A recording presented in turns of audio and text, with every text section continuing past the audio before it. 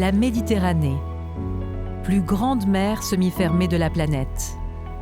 Elle représente moins d'1% de la surface des océans, mais héberge plus d'un quart de la faune marine mondiale. Apprendre à la connaître, à la comprendre, à la protéger, pour mieux la transmettre. Embarquez avec nous pour un voyage, une immersion, celle de l'Odyssée bleue.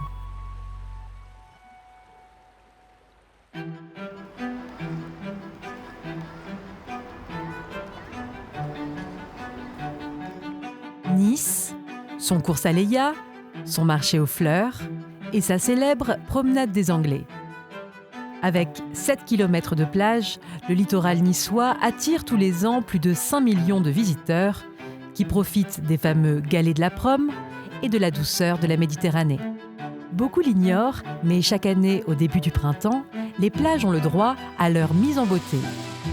La ville procède au remblaiement du littoral avec l'apport de plus de 5300 mètres cubes de galets.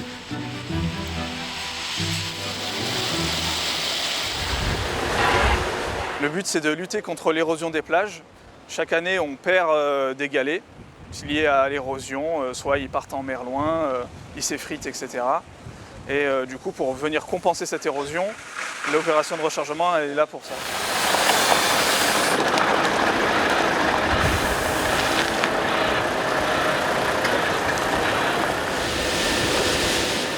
L'opération dure 2 semaines. Chaque jour, des semi-remorques viennent livrer des galets sur les plages. On voit derrière moi une pelle qui charge 2 tombereaux qui sont occupés à répartir les galets aux endroits stratégiques qui sont le plus touchés par l'érosion. Le plus important, c'est d'apporter les bonnes quantités de matériaux pour compenser l'érosion et pas en faire plus.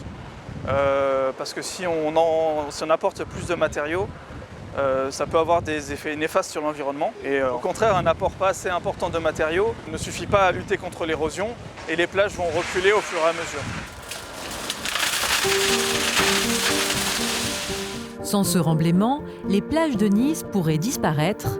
Une pratique nécessaire donc, mais pas toujours connue des locaux. Est-ce que vous savez ce qu'ils sont en train de faire? Non, pas du tout. Aucune idée. Je ne sais pas. Bonne question, je ne sais pas. C'est pour l'eau qui ne manque pas. De bouger le sable, enfin pas le sable, les petites pierres. Je suppose que c'est des arrangements de la plage, mais je n'en sais pas plus. Par rapport à la montée de la mer, je suppose. La plage de Nice sans les galets, vous imaginez? Pas du tout. Ces galets protègent aussi de l'érosion l'ensemble des murs de soutènement de notre promenade des Anglais. Tous les ans, on réinstalle nos plages pour les offrir à nos concitoyens. Alors c'est important de faire cette protection, de réoffrir le littoral tel qu'il était l'an dernier, parce que vous avez des villes qui ont une industrie, et des villes qui ont de l'agriculture, et nous, on a du tourisme, et ce tourisme, il est en partie dû à nos plages. La promenade des Anglais reprend sa robe d'été, et on lui enlève sa robe d'hiver pour l'offrir à nos touristes et à nos concitoyens. Si les galets niçois incarnent l'identité de la ville, ils ont surtout un rôle de protecteur de la plage et de la promenade. Anthony est géotechnicien à Nice. Il nous a demandé de le rejoindre sur la plage, à l'ouest de la promenade des Anglais, pour nous expliquer le phénomène d'érosion. L'érosion, c'est le principe de dégradation d'un matériau, d'un rocher. Ce qui cause l'érosion, c'est les courants marins, le vent et l'action humaine. Cette plage, elle est intéressante parce qu'il y a des épis en enrochement qui, eux, subissent l'érosion de la mer. On voit qu'au niveau des gros rochers, la plage, elle, ne bouge pas. Par contre, au niveau des galets, on voit bien que ça recule à cause de l'érosion marine, puisque ces galets sont plus facilement transportables. Ces gros rochers en enrochement agissent comme une barrière naturelle contre l'action de la mer. En juin prochain aura lieu à Nice la 3e conférence des Nations Unies sur l'océan. Le maire Christian Estrosi s'est vu confier par le président de la République le pilotage du sommet des villes littorales, régions côtières et États insulaires face à l'élévation du niveau de la mer. Un rendez-vous historique pour tenter de protéger notre ville et plus globalement notre planète.